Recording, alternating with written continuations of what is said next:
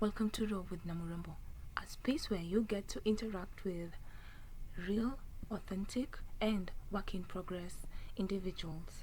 And today I am honored to be seated next to none other than Beryl, the owner of Alamodor Couture. So welcome, Beryl. I am Beryl, also known as Diana, also known as Vidila. I am the founder of Alamode Couture. At Alamode Couture, we deal with hair, number one, and then beauty. So hair comes first, sadly, and then beauty. Nice to get to know you, Beryl, as a person. So, beyond your wigs, your hairstyle, and social media, how can you define yourself? Other than my wigs and beauty and anything social media, first of all, I am a person who loves life. So glad I can say that I am in love with life, and I love doing anything and everything that comes my way. That is actually how I accidentally found myself doing my own wigs. And I love experimenting things. I am curious. If I see someone doing it and they have two hands like I do, I am also going to do it. Tells you can do it, you can actually do it. That's me. That is how I am doing this also. I am a funny person. Other than my wigs, I am a funny person. I make people laugh. And I also make people question my sanity. Really? Really? Okay. That's a nice one. Also, when I say I love life, when I say I am in love with life, I like the idea of trying to be the better person than I was yesterday. That's all I do in this life. Sorry. From your appearance, you look like a very creative person. I love the shimmer in your eyes. I really love the shimmer. So, can you take me through your creative journey? As a hair stylist or? Yeah. Okay. So I think my hair journey started in high school. I was in a high school where we were doing each other's contours, and one day, I didn't know how to do it before, but one day I observed someone doing it, and I said, I think I can do it. So I picked my friend who had really long hair, and I did the first contours, and that was my first time doing contours. I had never done contours before, and they were perfect. Well, it did not click then. Come COVID, it did not click. I can just do this thing naturally like I was born with it. Come COVID, I did braids on myself. They were terrible. I don't have photos though. And later on, fast forward, so after COVID, I had a roommate, and then one time she was, she wanted to do her hair. She wanted to do distressed locks, and I thought, I think I've seen someone doing a tutorial on this one. Let me check the tutorial. So I checked the tutorial and did her hair, and it was good. Okay, from the way you're describing your creativity in terms of hair, it sounds more like a hobby. So at what point did you transition from it being a hobby to it being like a business or a serious thing? Okay, so I think I was doing my friend's hair for free for just practice, and then if she posts her photos, someone could say, I want that exact hairstyle, who did it for you? And then they say, Beryl. And that's how I started. No, I did like braiding people, I did just a few, I could even count maybe 5 braiding people. But now making wigs, it came out of necessity. I really wanted something like this, or something crochet that would cover my ears, and then I saw a tutorial of someone making a crochet wig, and I was like, that is so easy. What do I need? A dummy, a wig cap, a crochet needle, and the hair, and the crochet hair. That is how I made my first wig. Now, making my first wig was still as a hobby because I was just doing it for myself. And then I went to work with it.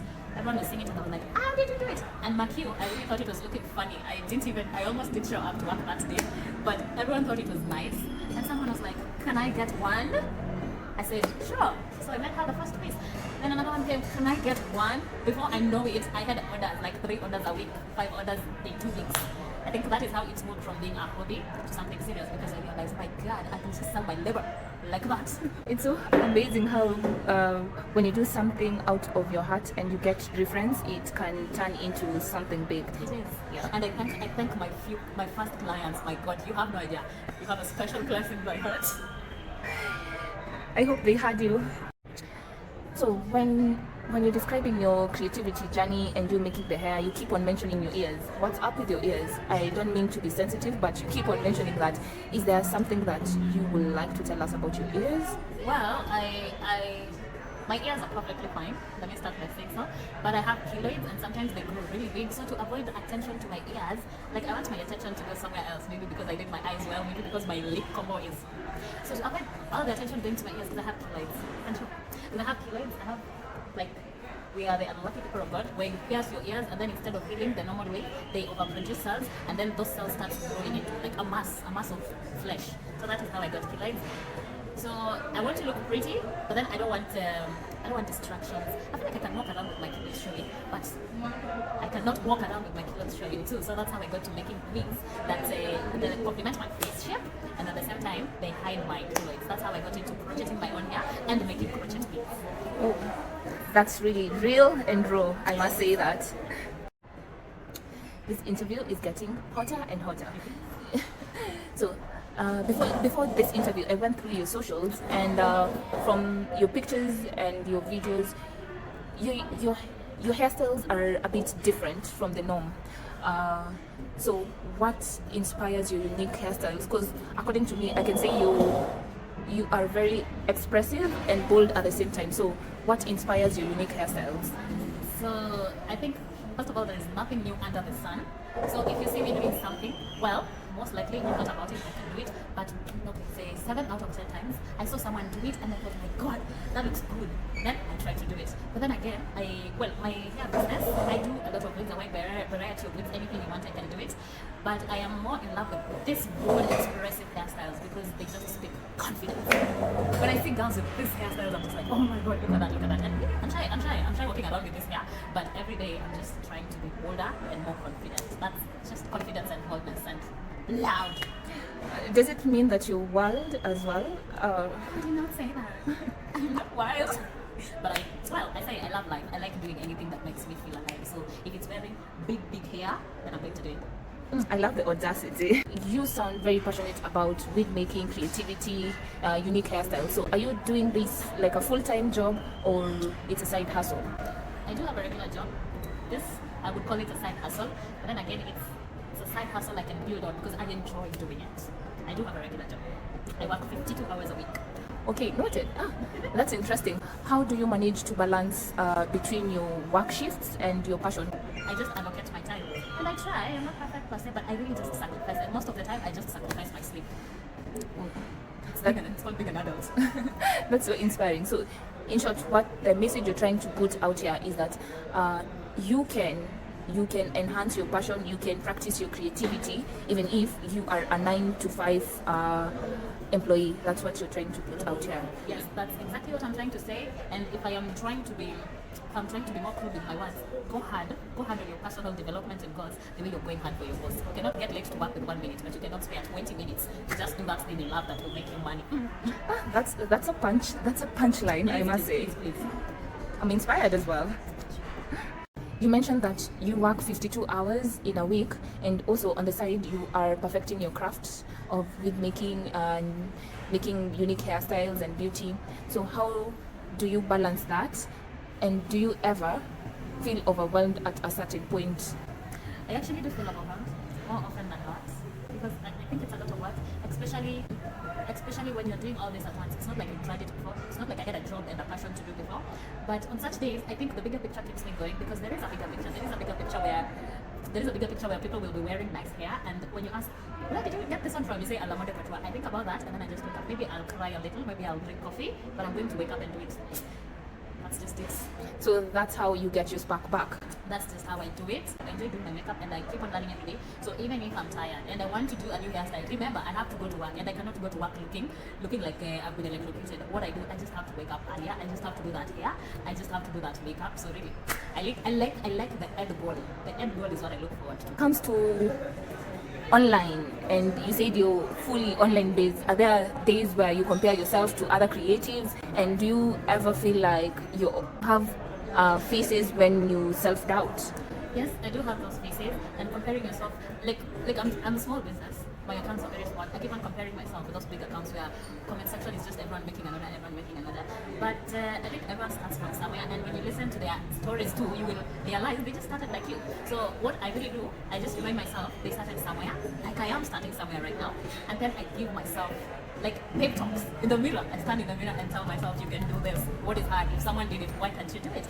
And I also realized you see how they say the sea, the ocean is too big. It's big enough. All the fishes, yeah, all the fishes can fit in there.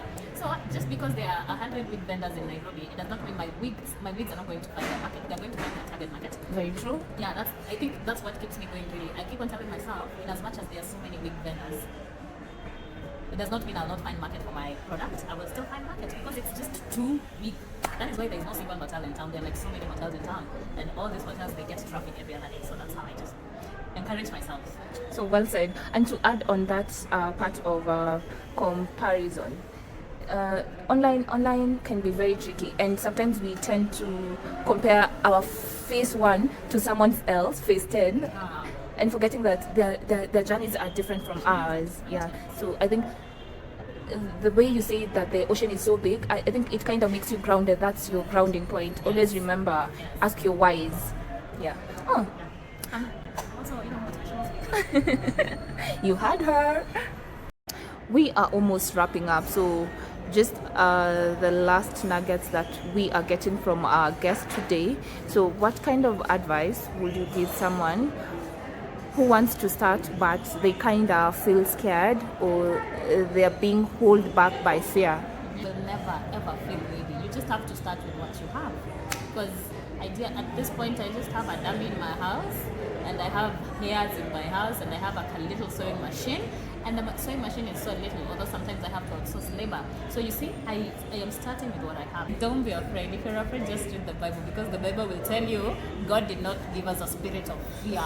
I tell myself that every time I'm afraid of posting. I'm afraid what are people going to say about this particular video I'm going to post. What are people going to say about this here? I just remind myself that God did not give me a spirit of fear. Honestly, I think that's how I overcome fear. And now to close things up, so what's next for you as Beryl? What's next for you in general as a la mode couture? When I started the interview, I mentioned about they need to be better than the person I was yesterday. So as Beryl, that's exactly what I'm going to do. I'm going to better myself. The person I was yesterday is not the person I am today. And then for a la mode couture, the business, well, what I'm working on right now is just perfecting my craft and gaining visibility online. And if it's not online, it's the referrals, and those ones I cannot doubt myself a single bit, because once you see my piece, you will want it. It's been a pleasure. It's been a roller coaster, because I've had a whole day interviewing this charming wild cat. Let me call her that. She is a wild cat, even from the way she talks. She's bold, she's authentic, and I'm sure she actually can't wait for you to parcel one of your wigs out of the country. Amen, it's coming. Because now hustle to different counties, and those customers, I don't know. I can't wait. I will hold a big party for those customers who believe in me. Someone is in Kapenguria and they're ordering 2 weeks. Someone is in Meru and they're ordering 2 weeks. I'm just like, wow. Yeah, you're going worldwide. Yeah, thank you. And that's how we end our show. So remember, be authentic, be real. And that's the end of the show for today. It was such an honor to be interacting with our guest, who was real, authentic, and well described as a work in progress. So in a world full of noise and copying and aping, be real, be authentic, be a work in progress. And if this spoke to you, subscribe and join our community that values real growth over perfection. Till next time, keep safe.